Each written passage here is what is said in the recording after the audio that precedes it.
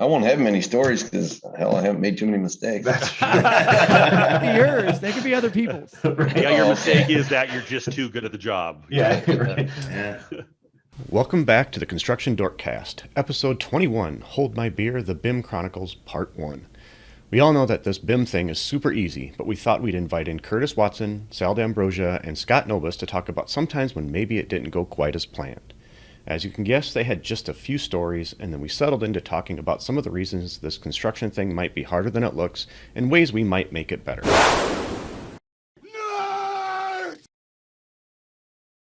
And we're live. That's right, episode 21. Hold my beer. That's right. Well, I'm gonna be holding the whiskey tonight, but this is gonna be fun. We're gonna start a series here. So, one of my favorite expressions on the internet when you're gonna watch on anything is when somebody says, "Wait, hold my beer. Watch this."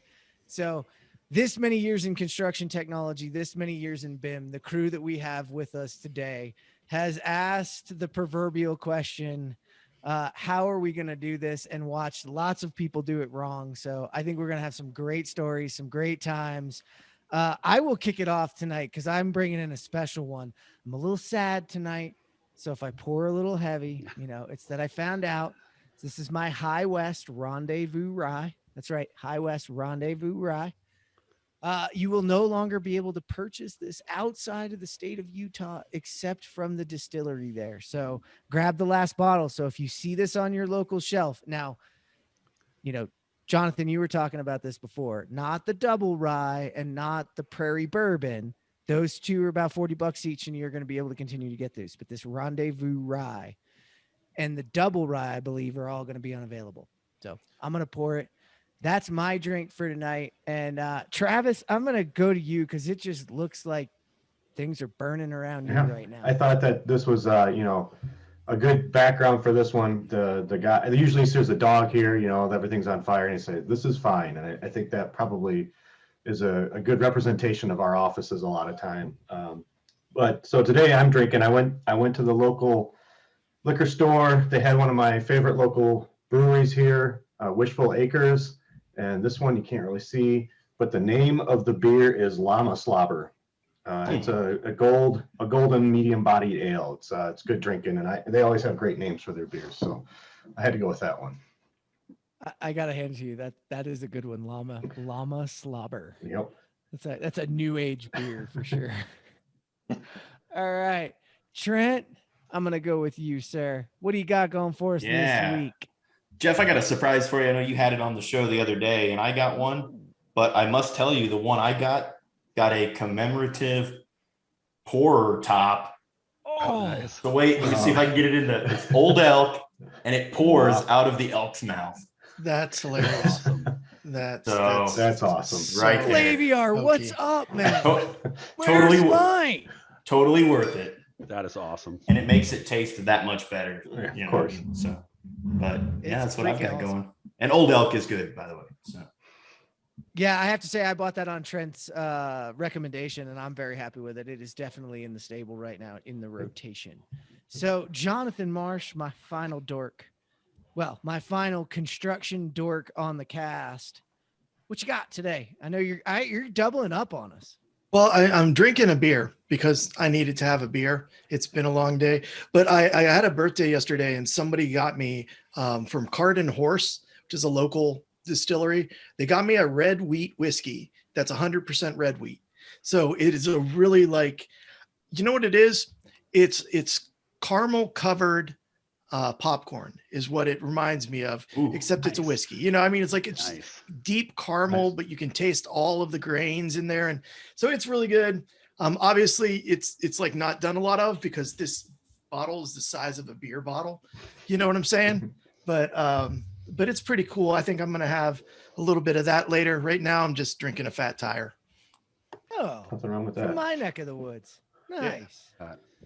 All right. Well, we are going to start with the guests, and he changed his stance all of a sudden, but I was going to call you out on it. Scott Nobis there, almost like every BIM manager, when a technology person walks in the room, it's this. Arms folded. Yeah, arms folded, blocks up. I just happened to have met Scott before, and yeah, that's about what you're gonna get. But they don't get much more real. 20 years in the business, Scott. It's great to have you on, and I did it again, didn't I? It's Scott Nobis, and I did it again because I'm the one who screwed up your name in there. My apologies. You can just throw stones at the tech guy. I'm always wrong. This is Hold My Beer. Tell us a little bit about you. What you do right now, you're 20 years in the business, and then what you might be drinking. Yeah, so Scott Nobis, I'm with Helm Mechanical, 20 years, just last Friday, March 19th. I'm a VDC manager now for our department. Started out, we had 2 people in the department when I started, and we're up to 30 now. So we've grown quite a bit. What I'm drinking today is an old fashioned. Travis introduced me to these here a few years back when he joined the Evil Oval, and I've been drinking them since. And my backup, I'm more of a beer guy, really. My backup today is a cherry bomb blonde. Nice. The girl on it looks nice. So There we go. I was expecting a Tito's and soda.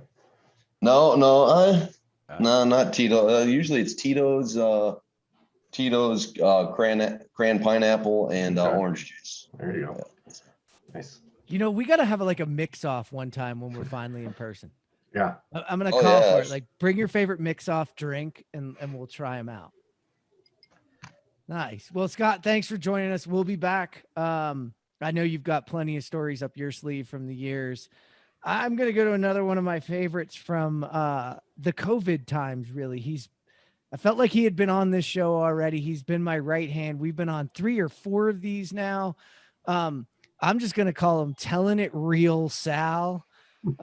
Sal D'Ambrosia, coming from WM Blanchard. Sal, tell us where you're coming from, everything you're up to. Introduce yourself to the dorks. And I'm just going to tell the dorks, get ready, because this shit's real. I am a Jersey boy, born and bred. And you'll figure that out real quick with the telling it like it is, real stuff. And I've been putting pipe in since 1984, believe it or not. So that's a long history of pipe installing before I got into this mechanical drafting VDC type area and the technology side of it. So it took a little bit to get me there, but I finally got there. And I'm going to go to be the most boring guest you've ever had because my drink comes straight from Maine. It's Poland Springs water. So they're so full of it that just comes out of the New York tap. Somebody just slaps that thing on it and says, that's good. We're good, right? I didn't know Maine was in Poland. Yeah. Oh, Sal, it is great to have you with us, man. Thank you for joining us. We'll be right back. And then my man came to the dark side, but he started in the real deal. He's always been an awesome resource. Not the first time I've been on a show with you either.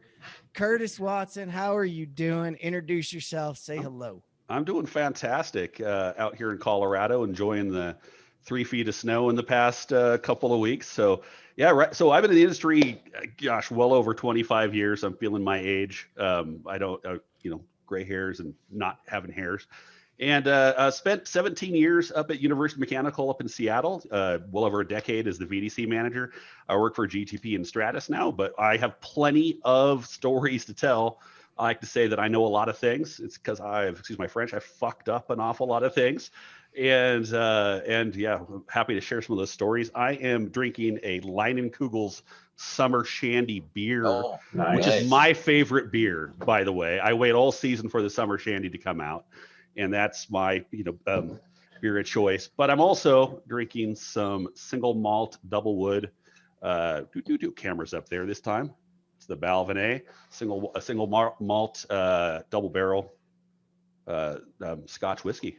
Enjoying that today. Excellent. And I thought I hadn't had it in a while, but I've gone through quite a lot of the bottle. So it's been that kind of year, guys, right? I know it's like 2020 going on 2021. It's March again. It's been a tough one. Yeah, sure.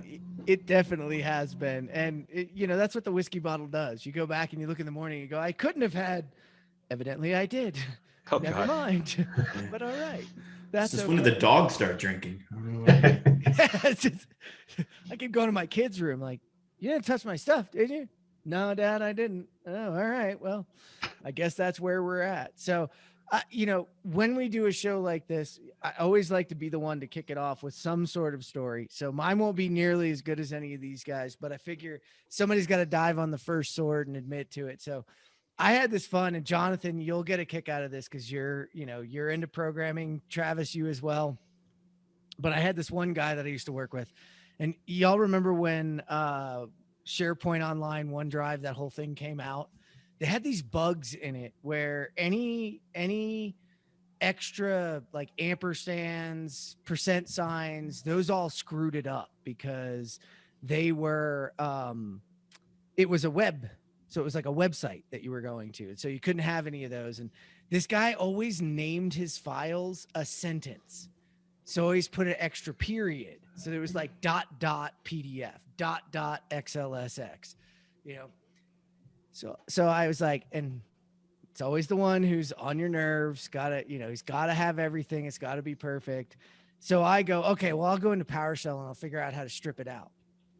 And I dropped every period at the end, 3 letters in, except I did it recursively, which meant I completely killed every file format known in all of his documents, in everything he'd ever stored.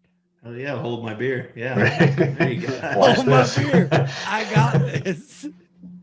Didn't run it on a subset. Didn't copy him local and try the PowerShell out. Just boom, let's go. Well, so that's mine. So that's always a good one. Curtis, I'm going to kick it over to you because I feel like you had a couple up your sleeve already. Yeah, I've got a couple. Well, you just reminded me one of that didn't happen to me, but we would often get the phishing, emails, and it's amazing that people still, they see that, a prince in Nigeria wants to give them money, even at work, they still click on the link. I just remember, being at work where all of a sudden, all of our models on our network drive, which was the F drive, at my, it all started to crash, and I couldn't figure out what was going on. And then I was watching Windows Explorer, and I saw it going alphabetically through our drives. I've never ran so quickly downstairs because it had started alphabetically on somebody's computer, on A, B, C, gone to D to F, and it was killing our database. It was killing our work, and it was ransomware. But that one is just, to actually watch in real time your models go away was definitely fun. But from a personal point of view, and I hope hopefully this gentleman's listening, but back in the day, as a fairly junior level detailer, we had a big hospital project, up in the Seattle area, and between the hospital and the MOB, there was kind of this nice high bay lobby area that had radiant slab piping. Well, let's just put it this way: by the end of that experience, I learned that you can actually strap radiant slab piping underneath in the pan decking and not actually pour it in, because we had communication issues on whether that thing made it into the slab or not. Did that like, was it in the slab? It was on like 3 drawings, and that was a lesson that taught me that the better part of communication is that somebody's received the communication and confirmed the communication, and then troubleshooting. Yeah, you absolutely can put Wurzbo or Uponor strapped to the underside of a slab, but it'll still radiate. So yeah, good times. That was one where I had to kind of fall on my sword of saying, I thought I did everything right to communicate this drawing. That stuff was in this slab pour, only to have the foreman tell me I didn't quite communicate well enough. I'll still argue to this day that he should have known. But from this day, I will tell you, every single time I had a radiant slab pour, man, I babysat that shit to make sure that got in the slab. So yeah, good times had by all. Oh man. Okay. Scott, looks like you got one right there. It looks like you're about to lean in like Curtis is in there, man. So a little my history. I'm not out of the field. I'm tech side. Went to a 2-year technical school, so I don't have any field experience. So it's probably been about 15 years ago now. One of my first big chiller jobs that I worked on is a hospital job as well, building a big chiller plant, and you know, laid it out. Thought it was great. Had my layout dialed in, coordinated. Submitted it to, actually at that time, we didn't submit drawings back to the engineer. We just submitted them internally, reviewed our drawings. The PM looked at it. Foreman looked at it. Everything looked great to them. Prefab and all this pipe, 10, 12, 14-inch pipe. They got like a week. They got it on a weekend. They're working a Saturday shift, and the foreman starts to install it, and he's looking at my prints, and he goes, he called me up. He goes, I think you got this chiller pipe backwards. I go, there's no way. I go, well, maybe I did. I don't know. I've never piped a chiller in my life, to be honest. And I go, but you guys reviewed the drawings as well, right? And they're like, yeah, we looked at them, but I'm looking at it again. I'm looking at the submittals. I'm looking at your drawing, and you've got the condenser water and the chilled water pipe backwards. And I mean, they're out there hanging the spools in the air. And I'm like, shit. I mean, and a long story short, the foreman was really good, out of the box thinker. And I did, in fact, pipe the system backwards, and it was minimal damage. I mean, we had to rework quite a few spools, but big learning lesson for me. I will probably never pipe a chiller backwards again. You only have to do that once, huh? Yeah, right. All right, Sal. I'm up. You're up, buddy. Yeah. This is like trial by fire. We're just gonna let each of you fire one off, and then we're gonna mess with you. Yeah. So I mean, I guess the first thing I could say is the stupidest thing I've ever done was draw an entire model to a super detail and then try and put it on a piece of paper and hand it to somebody so they could try and build it off of a piece of paper. So that's the stupidest friggin' thing I've ever done, and still continue to do it at times until we get by this point. But let's talk about some of the silliest things we've ever heard in technology, right? Like, for example, you scan the building, you put the scan into the model, and you see that the scan has a piece of pipe that's below a ceiling on the new ceiling side, and you tell the person that the pipe is below the ceiling may have to be lowered, and they say they'll go out and measure the pipe. Okay, so that's one right there. That's nice. A view. But I also have another one where we were doing the coordination on a project. It was supposed to be a 2D coordination. Everybody was bought in. It was going to be a 2D coordination, and I'm pushing 3D coordination. And I get people to lean towards a 3D coordination. So the first thing is a sheet metal contractor. He posts his drawing, and I see that his sheet metal is running right through the railing on the catwalk. So I go and I tell him, your sheet metal can't go there because it's running through the railing. And he says, it's not a 3D coordinated project. As if the problem just goes away if it's done in 2D and it just went away. It doesn't happen. We don't have to talk about it anymore because it's supposed to be a 3D project, so it doesn't happen anymore. So it's just those silly things that you hear during the day, each day that you just can't get over, God, All right, that plane doesn't exist. God, that reminds me of something that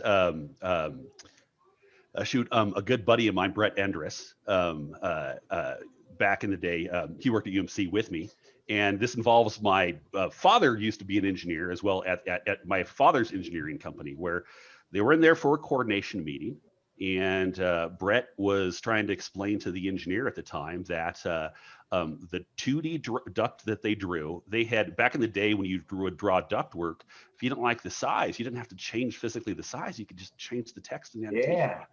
Right. and it works, right? And so he's doing this hallway where there's the duct, and it looks like you got the duct and the cable tray and all of this, and it's drawn, But then when you look at the size, he's like, it doesn't work. And Brett was like, it doesn't fit in the hallway. Like, here's what it is. And the engineer just says, if I drew it the right size, it wouldn't have fit. So yeah, I mean, there's good times had by all. So What? yeah, I know. So like literally knew it didn't work, but just like, I'll just draw it smaller. Everything will work. They'll take care of it in the field. Dude, I got a great piggyback for that.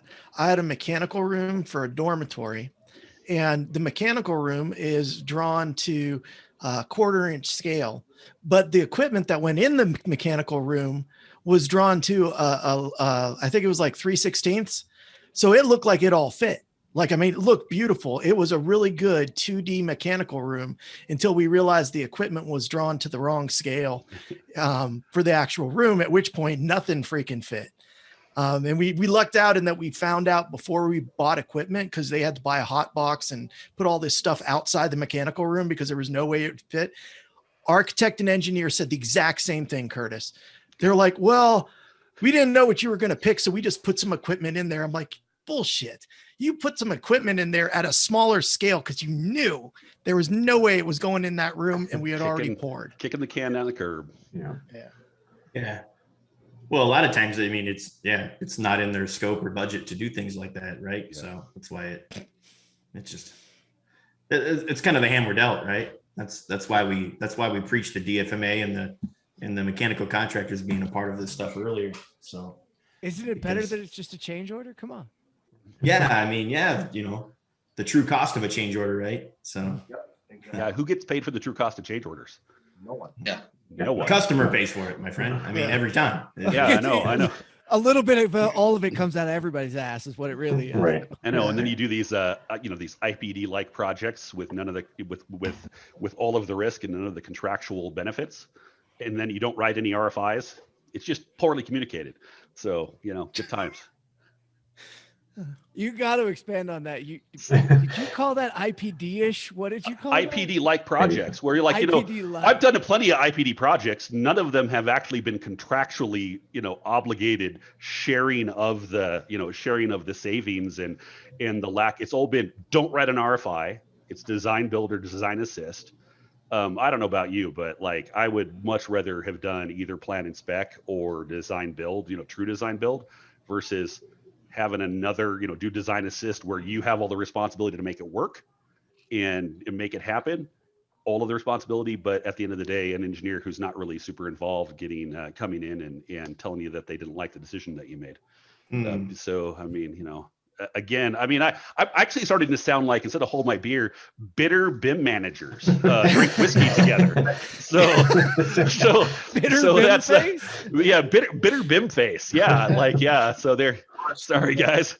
That's interesting. The IPD projects I've been a part of, I didn't witness that. So that's it's an interesting take. I think it's based on geography. I think geography and the different experiences that we have.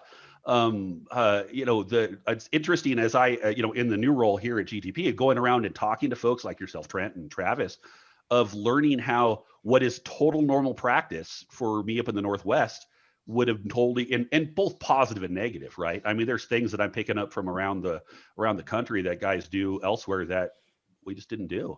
And it's a cultural thing on the region. I mean, you hit on a good one, Sal. I've had this conversation quite a bit. Like, you would think that New York, New Jersey area is highly, with all of the amount of construction, with all the money, with all the things going in there, that they'd be one of the most highly advanced. But for a number of different reasons, not one of the least being, we're not known by the way, I'm a New Jerseyan, so I can say this. New York, New Jersey, we're not known for doing really well at people telling us how to change or to bake and change. No, but it's very different there than some of the other places that we experience. Yeah, there's a lot of ego, no doubt. There's a lot of ego around here, and there's also a lot of people that are very proud of being a caveman. I mean, just telling it like it is. It's the guys out in the field here are very proud of the banging things real hard and slamming them into place, and that's how they've been building buildings forever. And it's very, very hard to change. And when you start to give them a total station that has a little laser on it, they don't want to hear it, even though it's going to lay out stuff 3 times faster than what it is. Just like we all fight with the shop drawing thing that obviously you could tell is one of my biggest hangups. is the shop drawing and the paper that has to come out of it. You know, it's very hard for people to get away from that piece of paper. Well, I think in the city of Chicago, they still do lead and oakum joints. They Yeah. do. Yeah, they do. Yeah, right. Yeah, they do. That exists around too. I know through my travels, I think when I went to estimating software training a while ago, even at least 5 or 6 years ago, the city of Philadelphia was doing, the city required lead and oakum on anything under slab, I think. So yeah, it Which still is- exists out there for sure. That always blew my mind because that's one of the silliest things. The last place you want to put is cast iron is underneath the slab, because it's going to, PVC is never going to rot.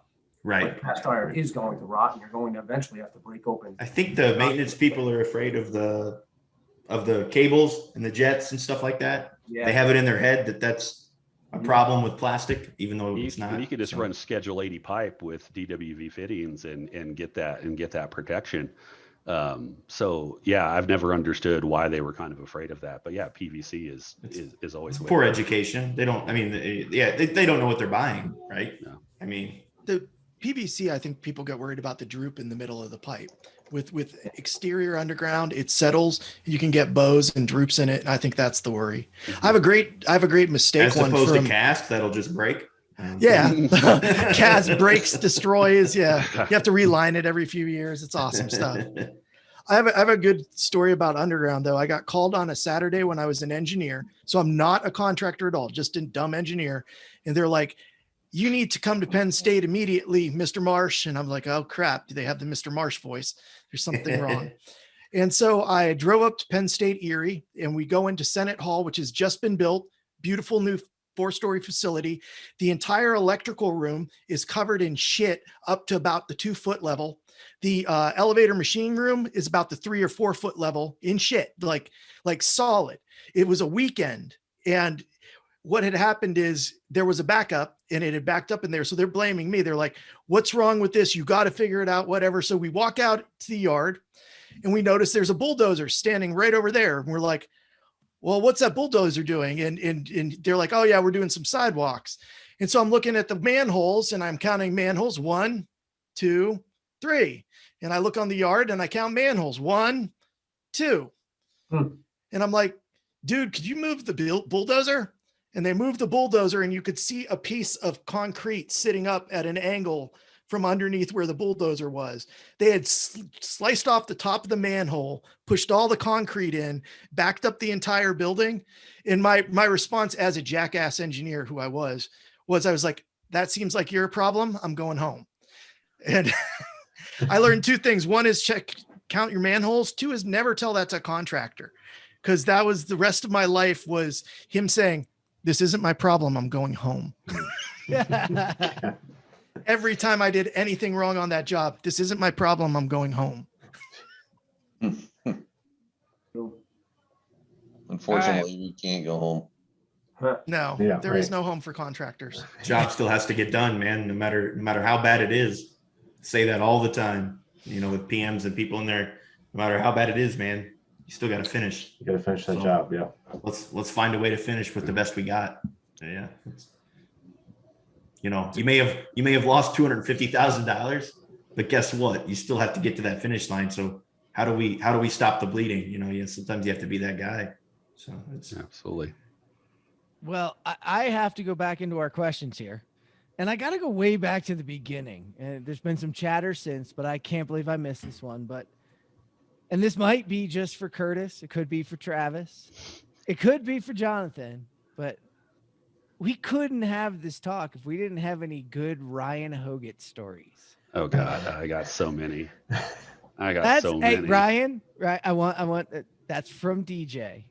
Yeah. DJ, thanks, buddy. DJ's chomping at the bit, dude. He can't- Oh, well, He's ready to go. Well, I mean, the sad thing is, and Ryan is just he doesn't need any bigger of a head than he already has. So I'll just fucking say that is a lot of Ryan's stories are ones where he has uniquely put some of my detailers in place. With the fact that he has been right. We always had this kind of saying of like, how did he say that? Like, I'm not right, you're just wrong, kind of a thing, or something to that effect. But yeah, Ryan is just wicked smart. I mean, I don't know how else to say it. I mean, he's not even like a lot of us.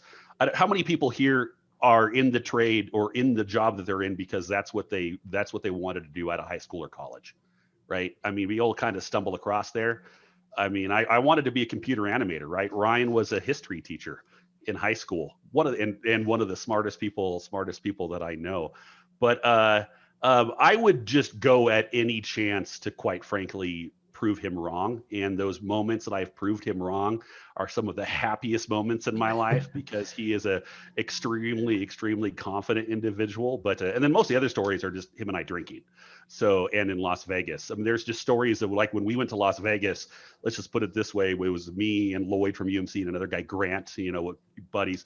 I don't smoke, but there was a picture on my phone of having a cigarette on the strip. I don't know why that was, but that was good times with Ryan Hoggett. So not a lot of good. The worst you got? Come on. That's right. Yeah, I know. It's honestly not. I only have nice things to say about him, other than he's always fucking right. So, and I usually don't remember most of the stories. The good stories I don't remember. Right. Yeah. Yeah. The good times you don't want to remember sometimes. Yeah, exactly.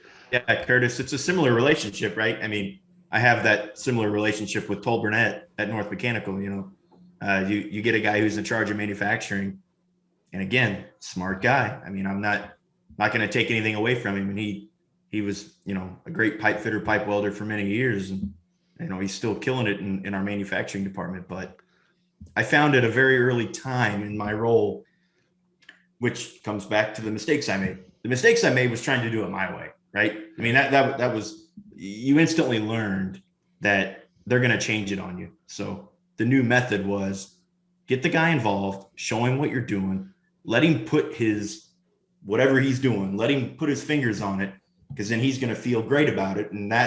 And then later when it's released to him, if he complains about it, then I'll be like, that was your fucking idea, dude. Like that, come on. So yeah, get them involved. And they usually have good ideas. It's not, I mean, I don't really think that any of us do it any better. So, but as early in the role, that's the mistakes I made the most, was trying to think I was smarter than him. So. I'm trying to come up with a thing to say bad about Ryan. He has terrible acid reflux and burps all the fucking time. So there we go, Ryan. Ryan, buddy. Hey, Ryan, but I'm going to open it up to, if you want to come back on and roast Curtis later. Yeah, I'm sure there's far more stories about me than there are about him. No, he's one of my favorites. So I had to bring that one back up just so we can get to talking about him. Yeah. We do have one from the crowd, so I'll honestly move to one from the crowd, and I hope I don't butcher this, because remember, not your BIM guy. That's me, not your BIM guy. Something that I hear often is, why include item details with service envelopes when all we need is a concept or basic design? Of course, some details are irrelevant, but it does not take long to include all the information at hand or in hand. Simple reason for this is in case the concept or process changes, the extra information allows considerations. That was a mouthful. Yeah. Anybody? Who wants to take it? That's Is that just right? Come on. That's the plan spec talk versus design build, right? I mean, that's why you get the 60% drawing that gets tossed over the fence, right? I mean, that's what we're talking about. The wrong person or not all the right people are involved, right? You gotta have the right person in the seat, right? That's what I always say.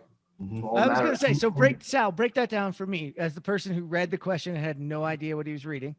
Oh, I mean, I think what he's getting at is the detailing of the work and including the detailing. And my theory with all of that is anything that you don't include, somebody else has to do. Like you don't run 2 chilled water lines to an air handler and not pipe the coils, and somebody doesn't have to figure out how that's piped. So you're just pushing the ball down to a spot that it really doesn't belong. You have that time up front, especially if you have that time up front to do that, but we don't draw that because we don't want to take the time to detail it. But yet you bring it out to the field and you get 3 guys around a cardboard desk with a piece of paper and a number 2 pencil that are going to sketch it out, pipe it 3 or 4 times, and then get it in. But you will hear all the time, well, we don't need to get into that much detail. I think that everything that's put into the job should be how it looks and how it's built. And that goes to where the right person in the right seat. If you wouldn't have that guy running the job in the field, he certainly shouldn't be running the job virtually. And that is absolutely a fact. And around, especially around here, no one believes that. They just think that you get somebody right out of college that knows how to use a computer, you put them behind a desk, and all of a sudden they draw pipe. And all they do is draw an idea or a concept that they already had on the detail, on the design side of it, and give it to somebody so that they could fix it. So where's the return on the investment from the BIM side? And that's why it gets a bad name, because you put the money into it and then you don't go and build it. And why would you do that? Yeah, The design side, I mean, they're not looking at a constructible design. I mean, when did you get a constructible? When is the last time you got a constructible design? And the answer is never. Yeah. when I drew it myself. Never. And you know what? That's a good thing. Back to my drawing story, right? I was on a job that we started the job, and 3 days into the job, they wanted to know where my shop drawings were. And I told them that if I were to give you shop drawings right now, I'd be giving you your design right back, because none of it is constructible. It's not where it's going to go. We have to have shop drawings. We have to have shop drawings. So I took their design drawing, I put our letterhead on it, and I handed it back to them and continued on with the coordination. 2 weeks into the coordination, and the job looks entirely different, I get the design back, the design drawing back, which is the shop drawing, redlined all over. Keep in mind, it was their design. It's redlined all over the place. Now I need to fix that drawing, because I can't give them my drawing because it doesn't look anything like it. So they're going to know they're on to me. So I had to have somebody correct this fictitious job while we were building the real job, and then went out there and built something that was constructible, while this other fictitious bag of bones was what everybody approved. And that's what signed off. And that's not the job that was ever built. So Was it plan spec, Sal? Was it plan spec? Or? Yes. Yeah. You got to be careful there, man. Yep. Those guys are punching your job. Oh. Yeah. No, it's bad. You know, it's interesting. I read that a little bit differently than you guys did. Maybe it's because, again, this is totally about the geographic location. He's dealing with plan and spec. I'm dealing with design build or design assist. You know, 90% of my work was design build.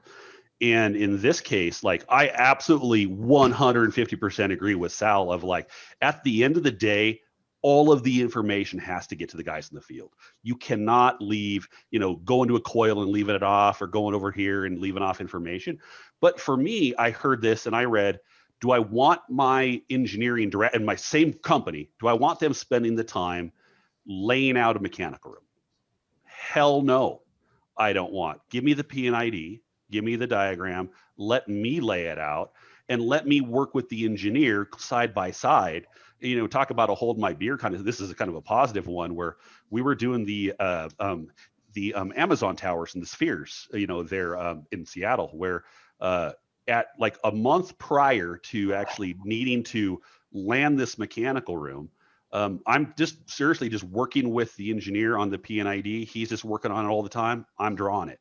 And that was a good thing. But at the end of the day, Sal is absolutely right, is you cannot leave anything up to those guys. If you just kick the can down the curb, you're just passing the buck. At a certain point, the information needs to get gathered and needs to be put in there. But, from a design build, it depends on, plan and spec, design build, design assist, what you're doing there. And then I just wanted to chime in. This is actually one of my proudest moments as a detailer. Was we were dealing with this, Amazon tower, big campus, huge central plant pulling district heat. The GC was going to give us, they were going to leave. Basically, the mechanical room was at the ground floor, so that the top of this was going to be at ground level, at slab on grade. And they gave us 2 weeks to land all of the equipment, and then any kind of fab we wanted to put in. And then they were going to put the lid on it, and then they were to go up the tower. Well, we were still in the point where why this resonates for me is we only had the P&ID at that point. And we were like, and I said, stop, like, just give it to me. Let's just work with the engineer. Let me draw it and lay it out. We drew it 100% Vic. We fabbed everything with, when I tell you this, 0 field joints.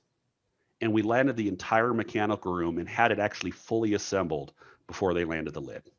And the only two pieces that we had to cut apart were because the chiller, Didn't match was the wrong. Yeah, it didn't match the cut sheet. Wasn't right. Yeah, not a Wasn't Oh, side- that right. never happens. That wasn't right. And we didn't do any field pieces, but it could only happen because we had the engineer working on what mattered, which was a very complex, exchanging of energy from the district heating over to the mechanical room, working on what that mattered. And then a detailer working on making sure that the guy in the field had the right information at the right time and not leaving because, you can't leave information off because somebody has to find it. Sure. How many years ago did that happen? How many years ago was that story? That story, 2017. Yeah, so fairly recent. Yeah, fairly recent. I kind of got a story similar to that. I'm going to say is back in probably 2007, 2006, when the mentality back then was leave randoms everywhere, So if something doesn't fit, we got randoms, we got outs here, we got outs there, we got outs everywhere.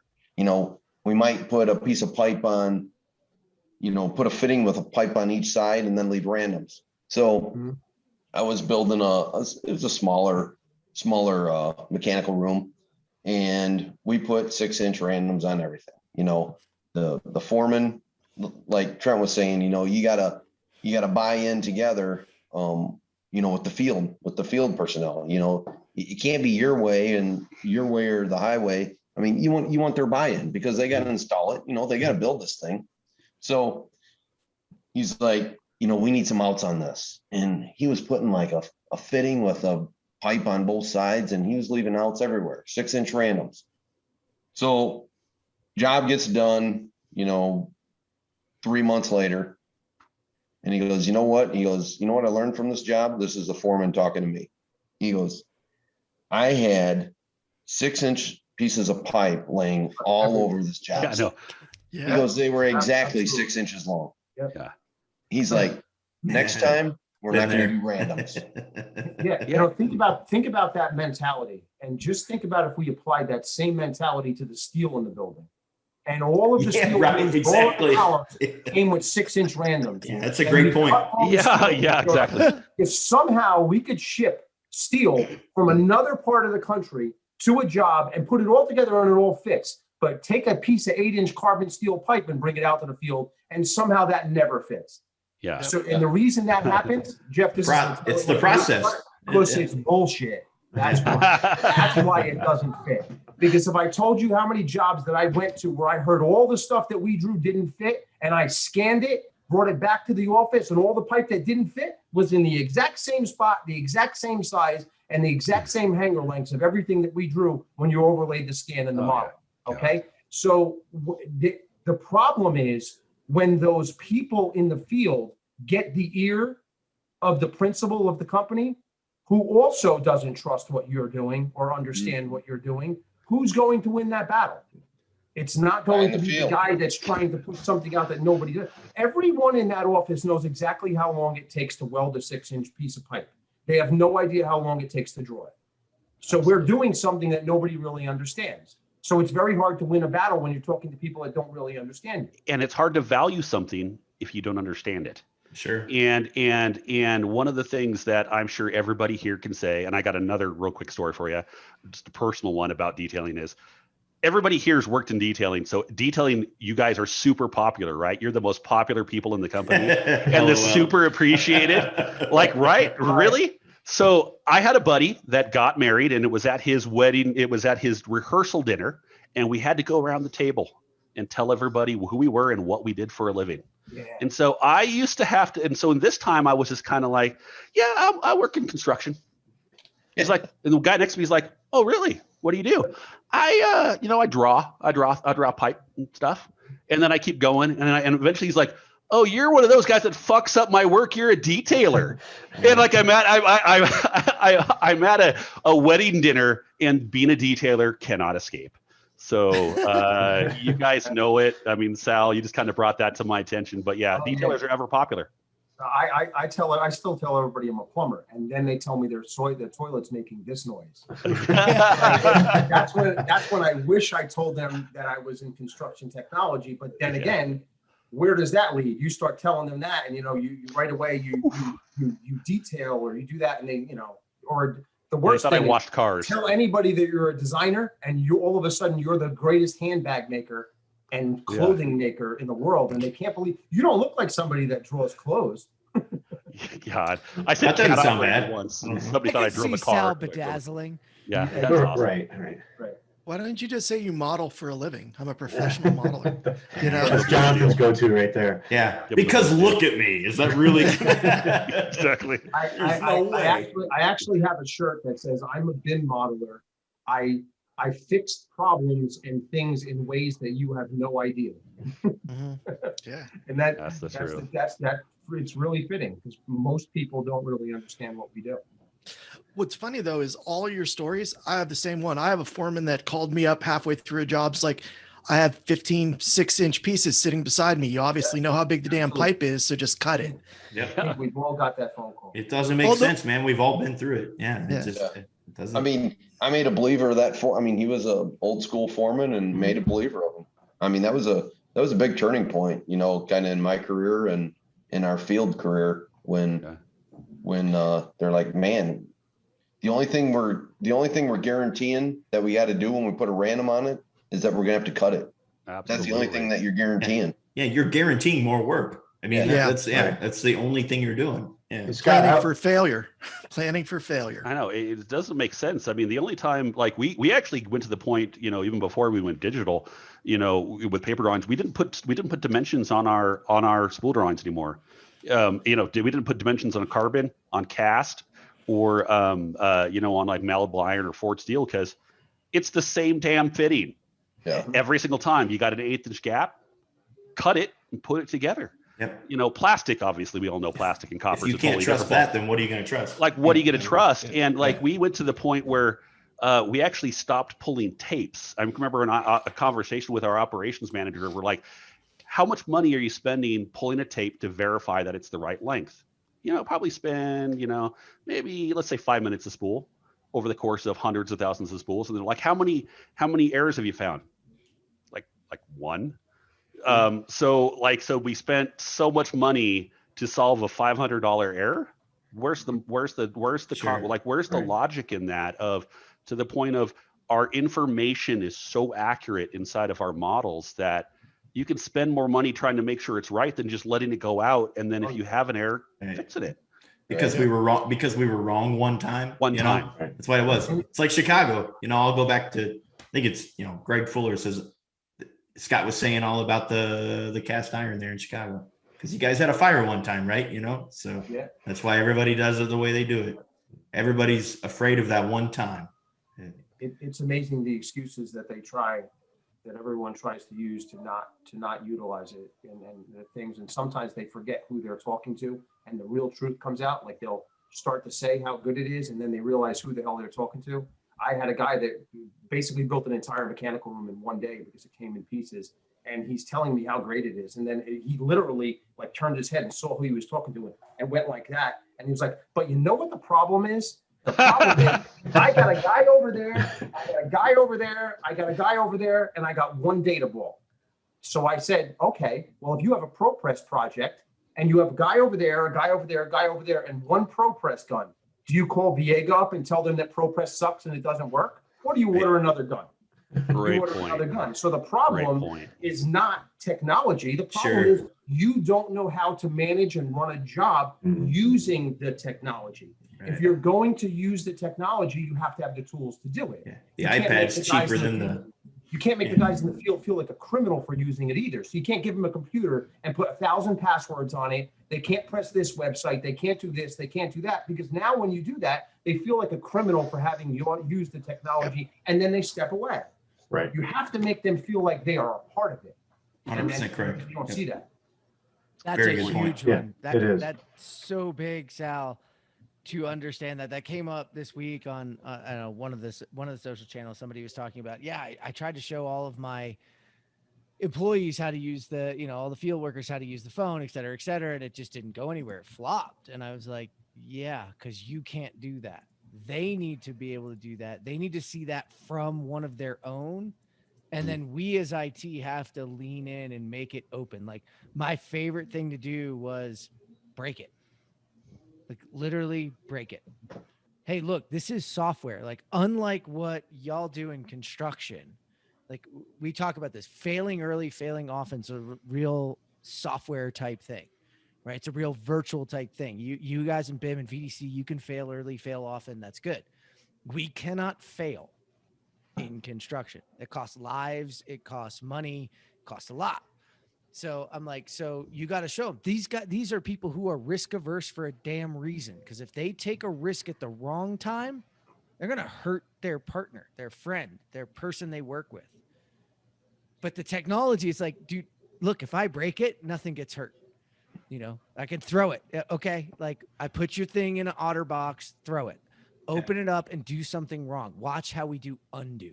You don't get that in the rest of your It's world. not a real problem. Yeah. I mean, it's not, it's really not. So, well, they always say it's not a skill. They say when it comes back to BIM, like, it's always cheaper to fix it in bits than it is in bricks, right? So you fix it there all the time.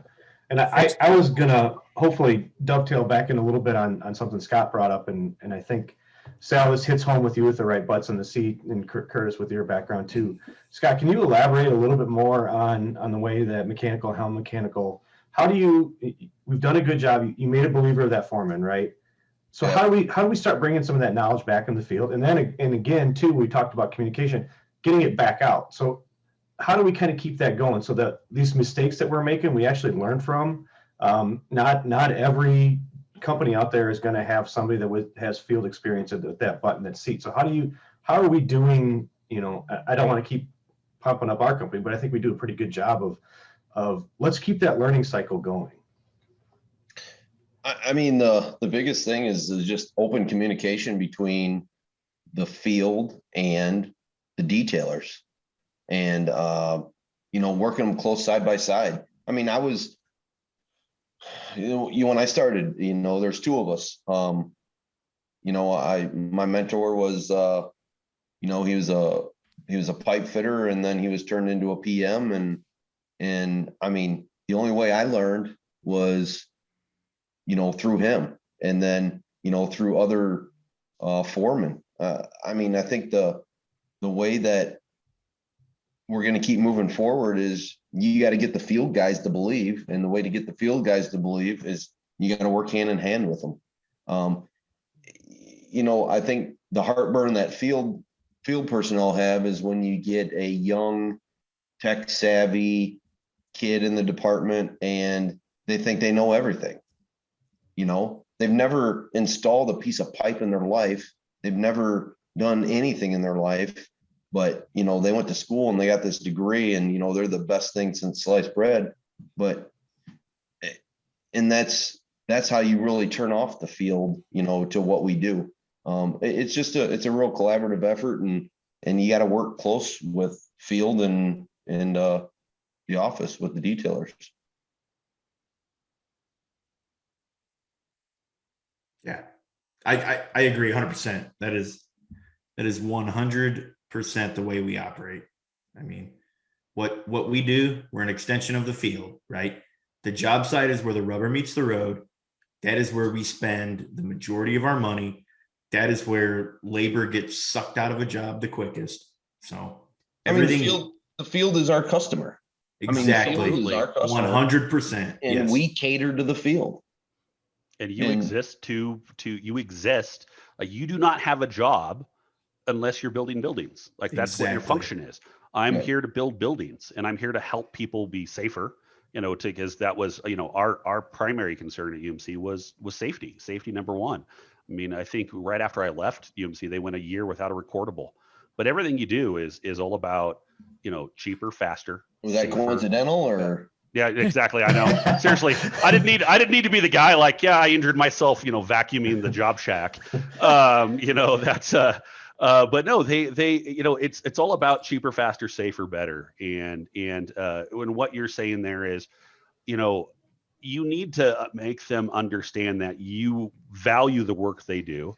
You value being there side by side, and it's exchange of information. You get the right guys. They want to learn about detailing. You want to learn about what it's like to, hey, if I draw this way, what kind of service situation am I setting up for somebody in the future? Is this accessible? Is this installable? Is this serviceable? And live and understand and build let's be real. I'm going to get a little bit philosophical here, but it's all about, everything we do is all about communication and relationships. Everything we do is about communication and relationships. And detailing is about communication. The information that we're providing is about communication, and we do this stuff better through the relationships we build with our team members. Yeah. So.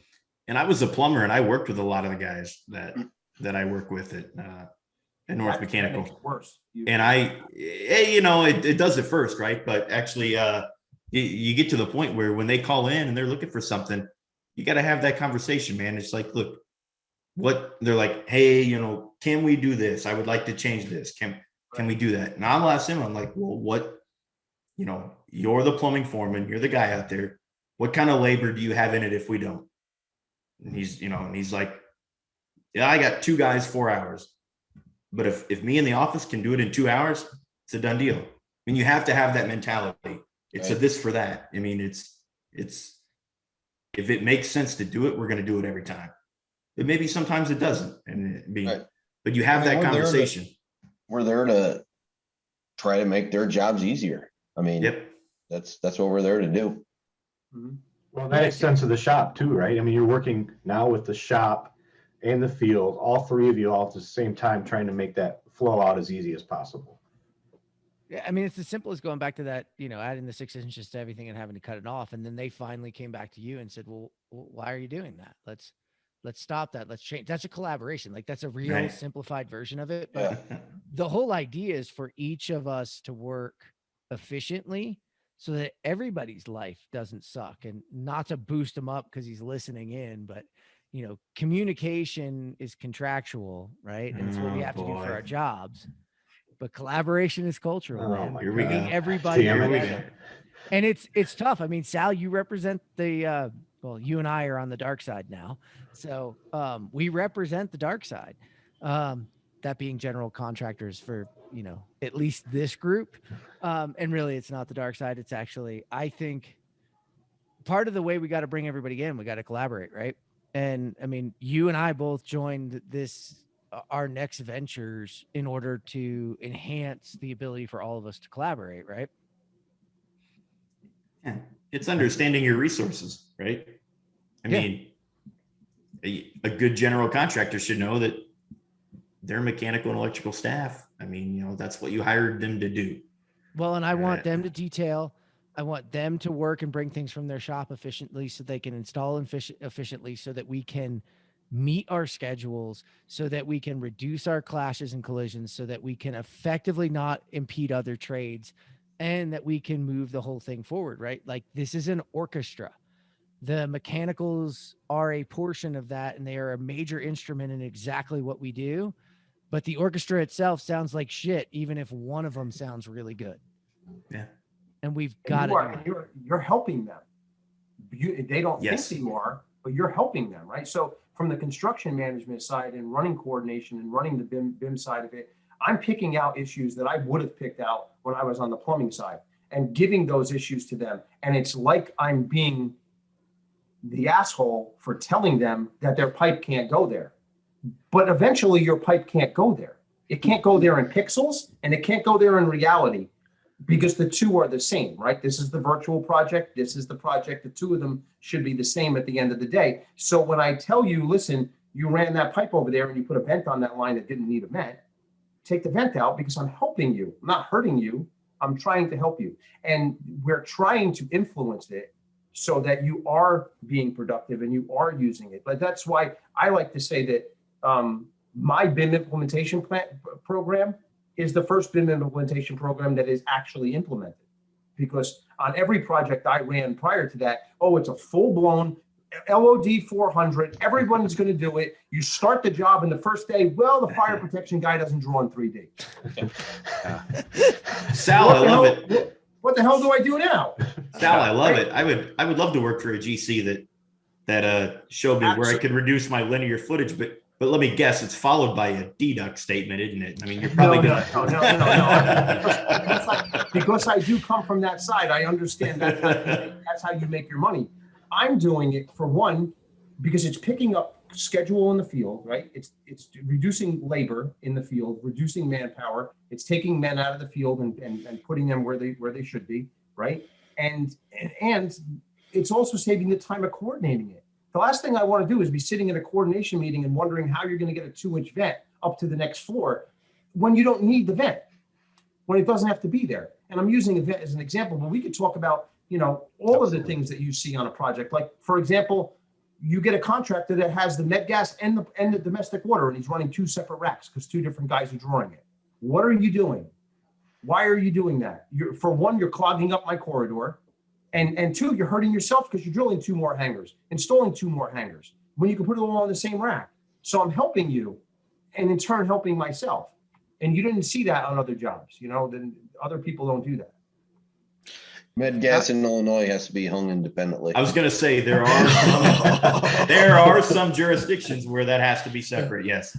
I was thinking sprinkler hangers, but yeah. Let's say heating hot water and domestic water. Yeah, there you go. Do that all day. None of those people are doing that. Careful, it's a tough crowd. Oh, hey, but it's also a different.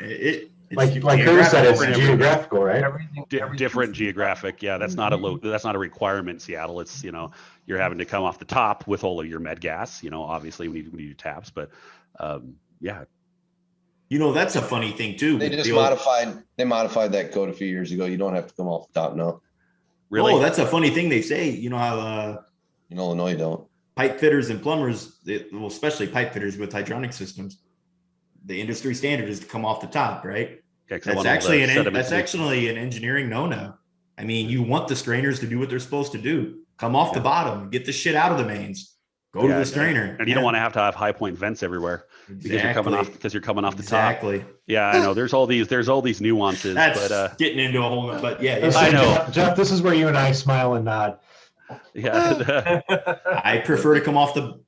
I prefer to come off the bottom, right? Yeah. Do you, Trent? Sal's absolutely right. I mean, that's I'd love to work with a GC that had a holistic view that cared about things other than steel and drywall.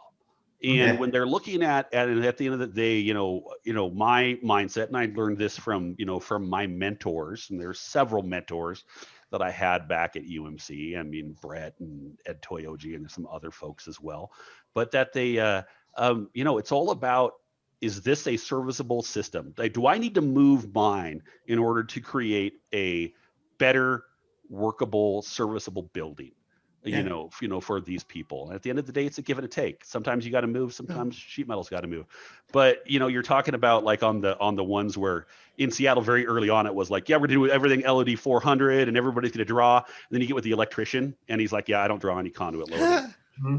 It's like, oh, but like there's some conduit running down this hallway. It's only 3/4 inches, except for it's like it's 52 3/4 inch conduit. Yeah.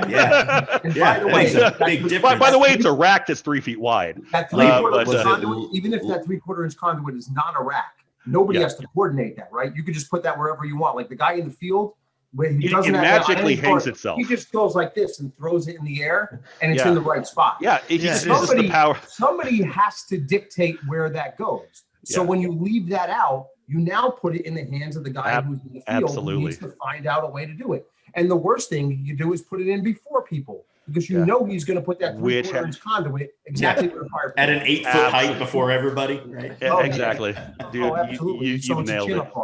Yeah, absolutely. The jobs that go the best is when you got the GC that, I'm seeing it more and more nowadays. The GC, they don't really care if, like Sal, you were saying, the fire protection guy, I think it was you, the fire protection guy isn't going to draw, he can't draw in 3D. Well, Okay, well then guess what? Whenever there's an issue, you're moving because your shit you're not accounted for in the model. And when the GC holds all the trades feet to the fire on what's in the model, that's when jobs go the best. Yep. 7-8 years ago, got a good story here. We didn't have the plumbing on this job. We had the pipe and the med gas, and the plumber, they chose to, draw some things, not draw some things. Well, they had a 12-inch storm riser that was going up and down a column enclosure. We had a 3/4 inch condensate line that I think it got like 1 inch insulation going up and down this column enclosure. We were in the right spot. The plumber he put his storm riser wherever the hell he wanted to up that column enclosure. And we went to go install our 3/4 inch pipe, and he was already installed, and he was in the wrong spot. And the GC made him tear that line out and reinstall it in the correct spot for our 3/4 inch line. I mean, we didn't want to we're like, you know what? No, it's not a big deal. Ours is a 3/4 inch line. We'll put it somewhere else. He's like, no. He goes, we're going by what's in the model. And, the shit that he's got modeled isn't accurate to what's being installed. He's going to move. Mm-hmm. And they made him move. And I bet he never does that again. Or at least, at least if I change my 3/4, I'll give you a change order for whatever. I'm not saying move the 6 inch, work together. So it will never change unless you hold somebody's feet to their fire, unless you penalize them for doing it. If you continually let them get halfway through the project and then say, okay, we're done with the BIM, they're gonna go into the next project thinking, okay, this is all BS. We're going to fix it, and we'll get. It doesn't move the industry. Well, and I think there's a perception out there when we've done these speaking events when we used to be allowed to. Like, there's a perception out there that especially the MEP trades want to get rid of the GCs and CMs, and I think that to Scott's point, jobs work best when there's a good referee on, right? I mean, it's the same thing. You would play an NFL. You would play impartial football game without a good referee out there.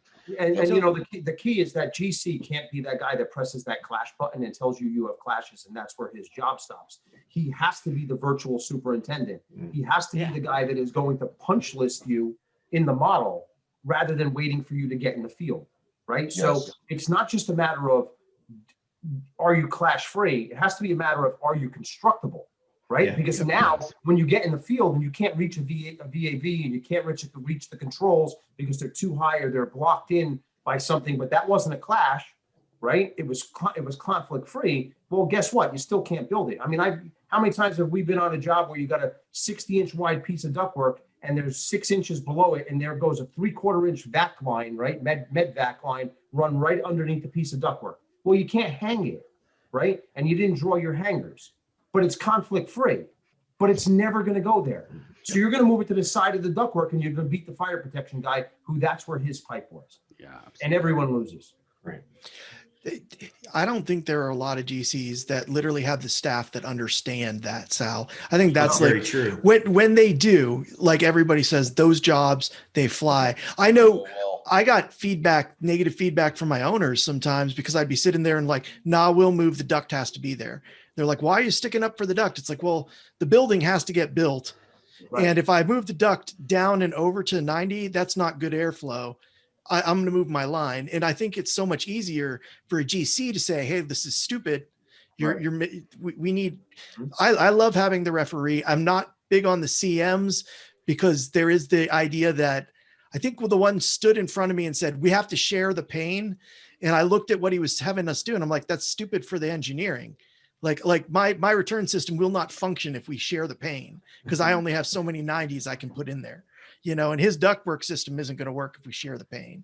So we need more people, talented coordinators that, I hate to say it, are willing to do what you did, Sal, and move to the dark side. Scott, I'm not saying you move because Travis will send me hate mail.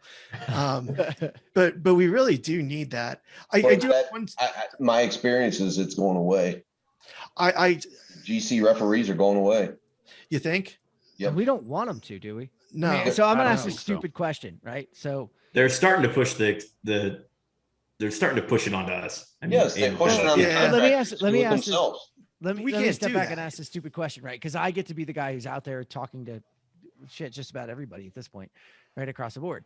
So I hear a couple of common themes, right? Okay, I hear industrialization of construction, DFMA, right? I hear about the lack of skilled trades, the lack of labor that we have, the unbelievable amount of difficult jobs that we have, right? I also hear about, GCs. GCs, this is an entry level position. Like, they don't care. They're not refereeing. They're not doing it. I've actually talked to major MEPs and I'm like, hey, do you want to replace and be GCs? Like, should the GC go away? They're like, absolutely not. I don't want that shit. Like, do I want some of what they do? Yeah, I want some of what they do that affects me so I can be me. At what point does this industry figure this out and it's a financial gain that conglomerates are built, that GCs and trades that understand how to avoid the problems that you're talking about come together and make a difference? Like, am I stupid for thinking that this is the future? I mean, No, I know you're not IPD. stupid. No. You're not stupid. No. Future. It's when you make it an IPD environment. I'm going to say, if we're still always working on lowest bid, that we're always going to be in the state. Exactly. Lowest bid, you're right. But IPD, I've heard this, and Trent, you've had a very different experience than I'd say about 70% of the people I talk to, right? In 70% of and I think it's because North Mechanical and whoever it is else you're working with really embraces it. Like, y'all drink the Kool-Aid together. You get to the beginning of the thing and you're like, all right, I'll take this and we're in, right? We're in this together. Sure. That hasn't been, I've had multiple people say to me, well, we're an IPD project, but we're not drinking the Kool-Aid. That's it. Yeah. Literally what was said to me. So I've seen it in the design build world. Where do we in trades leverage, and GCs leverage, this ability to drive a better product and actually entice owners to pick them because of their ability to do these things? Is that the inflection point? Am I missing it? I think you start by getting them to listen to the Construction Dork podcast. That's where they start. They need to listen. And the problem is, like you said, when you have your people that listen, it's sort of the same people. And every time I've gone to a conference and listened to you guys talk or someone else talk, I say, I'm the wrong person that's here. My boss needs to be here. He's the guy that needs to listen to this. Because when I go back and reiterate it, I'm still the asshole, right? But he needs other people to hear it. And as far as the not having enough skilled people, we don't have enough skilled people because we still market it wrong, right? We think about trades and everything like that. I mean, I've gone to career days and my own company, the picture we put up is a guy in overalls with a hard hat on and safety glasses and a hammer in his hand. Well, maybe when you're at a college, you want to have a guy sitting behind a model with a mouse in his hand and tell him that could be his job. I'll challenge you. I want it to be the picture of Travis in the HoloLens. Yeah. And an iPad. Well, who doesn't want to be Going Travis? like this. Right? Yeah, going like this. Yep, look at our Going website, like just doing this. this. Yeah. That's gonna Scott's like, that shit won't sell anything. That guy's full of it. Well, Sal, Travis doesn't do anything.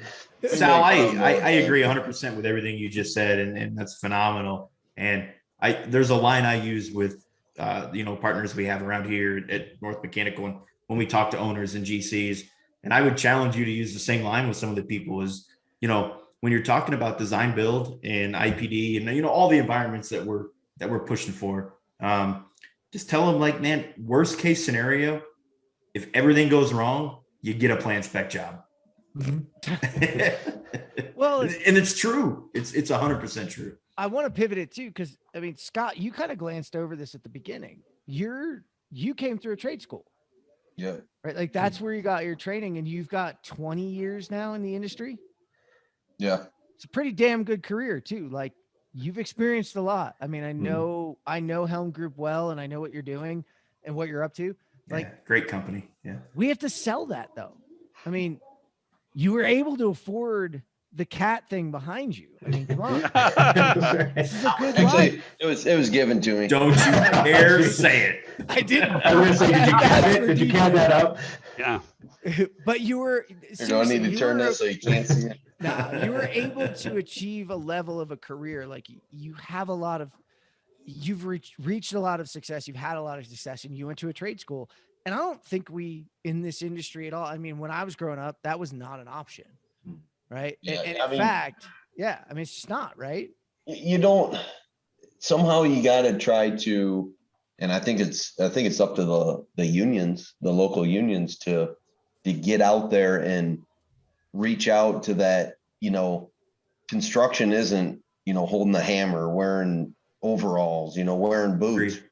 I mean, you got to know that there's more to construction than just that, but that's not, I don't think that's not, they don't advertise that. Yeah, I've been saying all along, construction's got a PR problem. For sure. It Absolutely. goes just along the lines, Travis. I know Travis and I have talked about this numerous times. We both, both came from the Army, right? But even me, when I was in the Army, I worked in psychological operations, and we were considered a force multiplier, right? But when you talk to people who don't know about the Army, all they think about is the infantry, right? They think about war. You're gonna jump in, you're gonna shoot, you're gonna get shot. Like, that's what you do. But you don't realize all these force multipliers, right? Which is multiplying the force that's out there, right? That's what construction technology does. We're a force multiplier, but we don't market it properly. I mean, we make plumber 1.0 into plumber 1.3, right? Or that's the goal. So you got to find a way to market that. Just, for sure. And that's up to, I think that's up to the unions to try to do that better. I think it's up to the unions. I think it's up to some of us. I think it actually, I mean, I know honestly that and not to point up north too often, but the Canadian government's actually trying to do this right now with the task force. It would be nice to see a task force come together and take those unions and in some way, shape, or form market it, and train. You said this, like a lot of the jobs in the armed forces are force multipliers, right? Mhm. But actually, the majority of them. Yeah, exactly. But when you turn on football games and basketball games, you're not seeing a force multiplier commercial. Sure. Right. You're seeing one of the Because it's not sexy. Yeah, It's yeah. not it's not. It's not a badass to be a cook out in the field in a field cafeteria, right? Right, but you're seeing a badass show. Like and all I'm saying is you're seeing a badass. And if you really like look back, I saw one recently where there's a couple guys on top of and women on top of a building, fully armed, moving each other through something. And I'm like, if you really like step back, that's not the greatest view on the planet, but the way they're selling it marketing wise, we have to sell kind of the same thing in some sort of way, but as a conglomerate, because we shouldn't care where in the top of the funnel they come, as long as they end up. I don't care if you end up. There's your sales background. An electrician. When that funnel Yeah, up. the funnel. Yeah, there you go. There's my sales background, the marketing background. But I don't care where you end up. I just care that you end up in this set of trades, an electrical, a plumber, a sheet metal, a general. I don't care where you end up. I just care that you and your parents understand that people build their lives off of this. I have seen multiple mechanical companies named after their predecessors. Helm Group is named after its namesake. Multiple GCs. I'm gonna guess Blanchard Sal is a family name. In business before Abraham Lincoln was a president. 1860. Look behind you. Yeah, exactly. That's what I mean. Like, Fact bomb. This is a business that creates wealth, that creates family wealth, that creates a path for not only you, but your offspring, for other people, for other generations. How the hell can we not sell that? Am I? Well, maybe it's too much. I don't know, but I'm feeling weird. I think it's called a shout out to a previous episode. I mean, when we had the construction dorks on, or dorkettes, I'm sorry, but it's opening that funnel. The more people you throw into that funnel, the more they're going to trickle to, and that's going to include the diversity aspect too, right? I mean, to go back to the dorkettes, just get more people coming in, get more people interested is going to benefit everybody. So we got to fix that PR problem. Yeah, like the diversity of ideas. The only way that happens is through the diversity of people in your positions, right? I mean, we can't. I think construction has gotten stale. I think a lot of times that you get that same old that same old recruit that you're going after, right? And I say like that infantryman or that like that's the PR issue that we have in construction. Like you're going after that pipe hitter, that pipe, the guy out there where the rubber meets the road and getting it done. But there's a lot more to this than that. So I think we've got to, that's our problem to solve. I think that's a hold my beer episode though, in and of itself in a way. Cause I'll tell you what, I went to Penn State and they're training all these manufacturers. And I got in there primarily because my brother was running the innovation lab and knew what I did for a living for technologies. It's like, dude, you got to come in here and explain what you're doing. And I listened to an hour of this dude with a robot arm explaining to 30 kids how to use the robot arm and everything. And when I got up, I was like, hold my beer. I'm about to show you what real technology can do. You know, the augmented he was talking about? Well, we're freaking using it. And here's my virtual reality setup. And over here's my Trimble. Over there's my Pharaoh. I brought $250,000 worth of high-tech equipment to you. And by the way, I'm a little teeny contractor that you call for service. Exactly. You know what I mean? And I felt when I left, I got at least 10 applications. We didn't have 10 jobs, but I got 10 applications. There you go. I feel like if you were to send any one of us to a school with our gear set, loaded for bear, Absolutely. we can outperform that. Sure. You know this story, right? My whole start in this entire business. So I started for a masonry subcontractor named Gallegos here in Vail, Colorado. And like a year and a half in, I was like, I have to have a fun budget.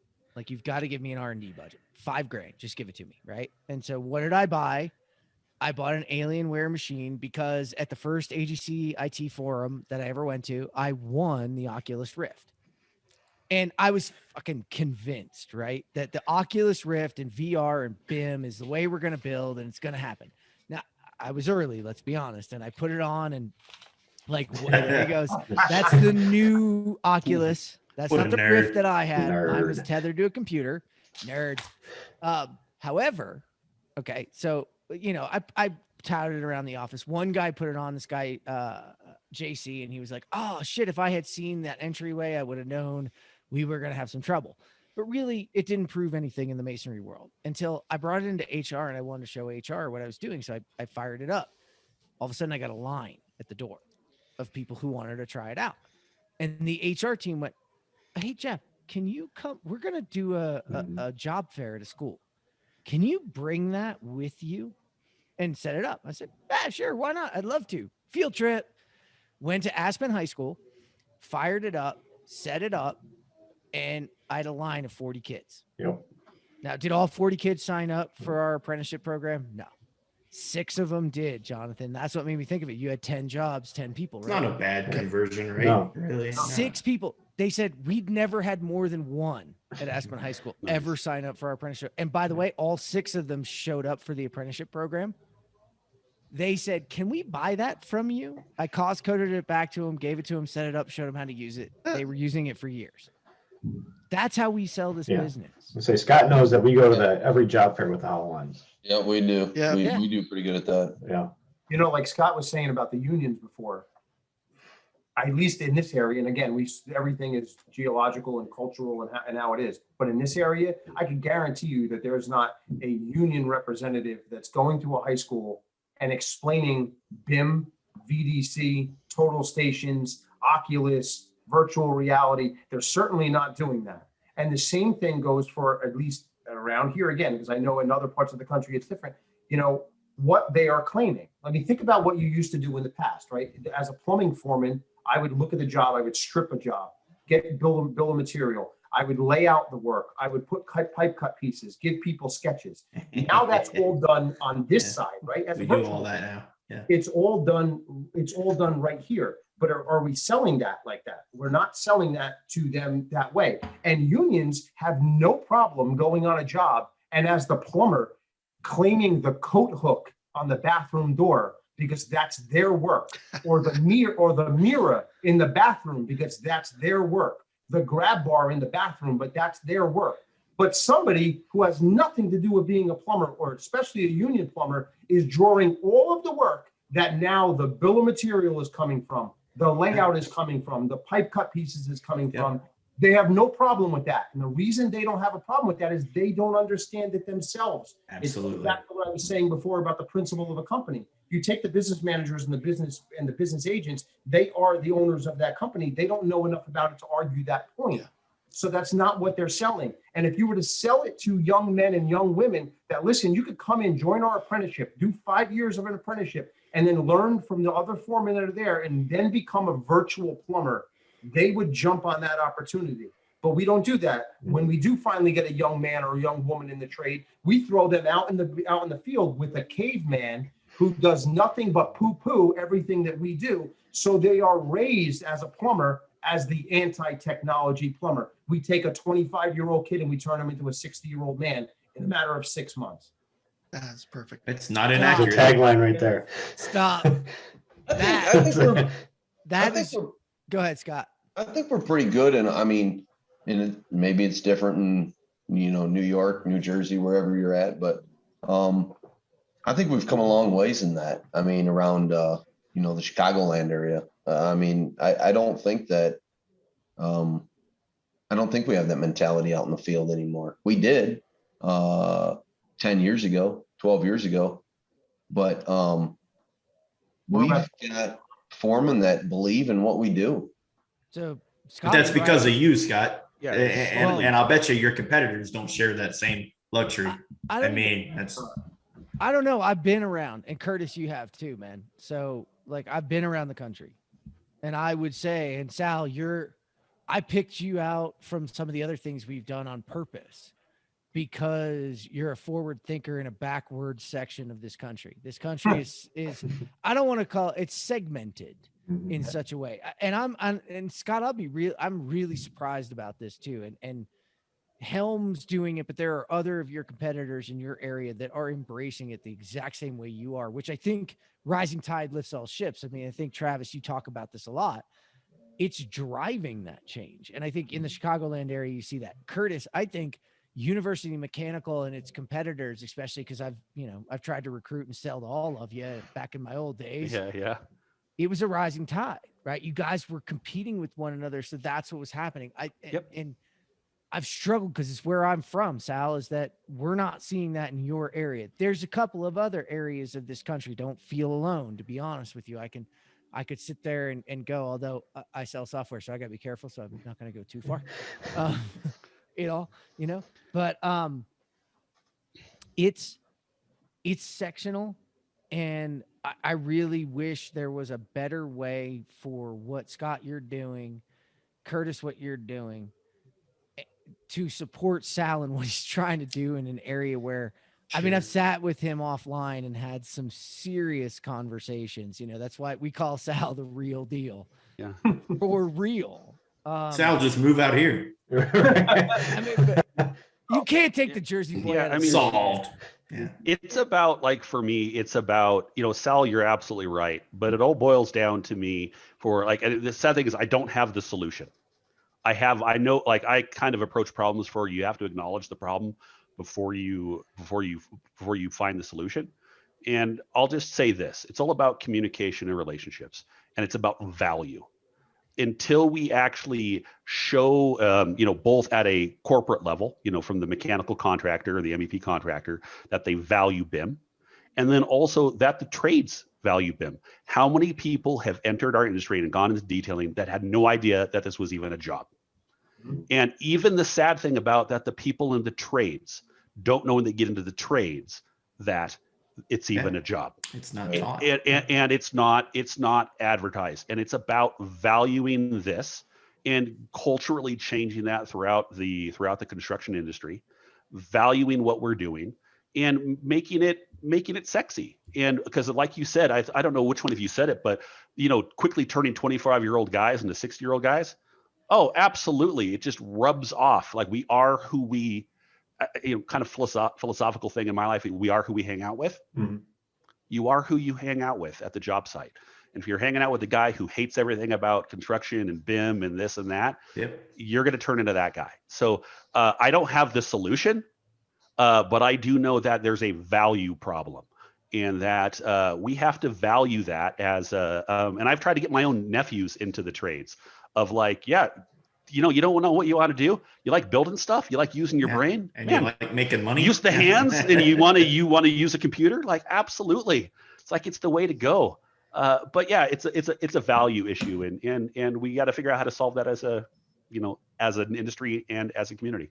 I like that trend. I think that should be our new slogan. Do you like money? There's money in it, my friend. I don't care who. I mean, there's I was trying to explain to my nephew that, like, do you want to go to school for 4 years and end up with $200,000 in debt, or do you like to have made $300,000 in that same time? Yeah. Go ahead, figure out what you want to do. Right. There you go. All right, guys.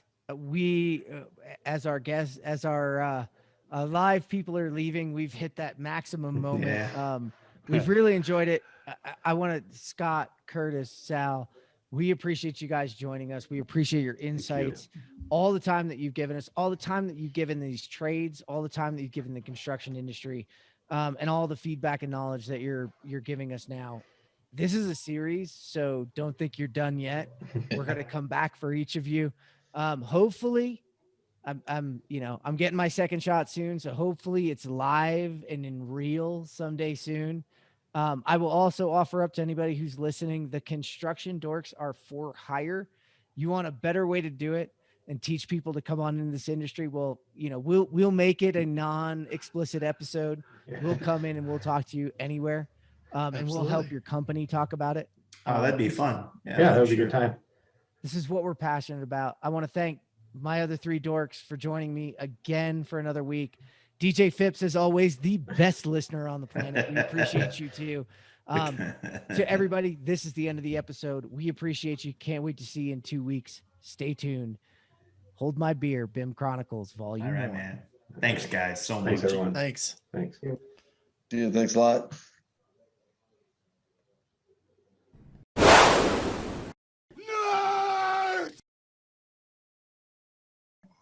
We had a dude go to a drinking fountain that was marked in 3 different areas, closed, broken, do not use, everywhere. Dude walks up to it. This is in our shop. This isn't somewhere else. Takes a big drink of bleach because we were cleaning the water lines. Comes in and it's like, my tongue is turning white. I'm like, did you just drink fucking bleach, dude? Sometimes the world just takes care of itself. There's Darwin Awards for a reason. Yeah, exactly. Or we do a terrible job of letting it take care of itself. Maybe This is true.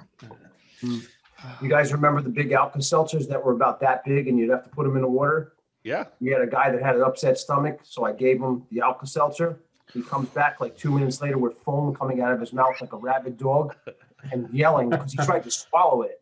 I mean, that's not like, that's a yikes. Yeah. He didn't even try to break it up. He tried to go full horse Tried pill. to go full bore, yeah. He figured it tasted so bad, he might as well just swallow it. And then next thing you know, it was stuck in his throat and he was spitting out like a dragon foam. This whole thing started with the cat shack there behind you, Scott. That was all. Amazing how a conversation can lead, huh? Yeah. That's all. This is why Jets.com won't sponsor us. Jets.com. Fuck them. I'm never renting a jet from them again. So the new auto reply, Travis, we were talking about this with the rest of you guys, was what were you going to do, Travis, for all the LinkedIn people that try to sell you things? The auto reply would just be like, but we have a show if you would like to sponsor. Exactly. So yeah, I had a guy trying to sell me private jet service. And I said, I'm not really in the market for this, but yeah, he doesn't know you for very show well. sponsors. Yeah. That's what we need to. Every salesman that calls, we just need to say, would you like to sponsor the show? And it needs to be a hard pitch on them. We should call them back. So Yeah. I wanted you to think Can I get about on your it. calendar in 2 weeks to follow up with you? Just Yeah. Do you know, And have do you an know how auto-populate many invite. construction technologists are in the market for private jet chartering? I mean, it's everyone. Because they're all rolling in the money. Exactly. Right. We all make hundreds. I mean, Yeah. we could easily. Yeah. Oh, I'm a thousandaire. I'm a thousandaire. Yeah, man. exactly. I gotta hop out to my G6. Yeah. On the subject of auto replies, I came up and my entire VDC department was laughing and I couldn't figure out what was going on. And this one guy, DJ, who's one of the project managers, looks really pissed off. And I'm like, what's the deal? And he says, go to the Slack and type, "Are you done yet?" And I went to Slack and I typed, "Are you done yet?" And the auto response came up, "Eat a sack of dicks." It was like, we put that in for the PMs that keep asking whether or not we're done yet. We just decided we just answer. I went through they had pre-populated like 30 auto replies that would easily get me fired as an administrator. So that's We awesome. did a Christmas video for Rod Foley and Greg Fuller and the owners and like all the management staff did their own little like thank you video, just basically for the executives. And, me and one of the PMs, our senior PM Kevin, we did one.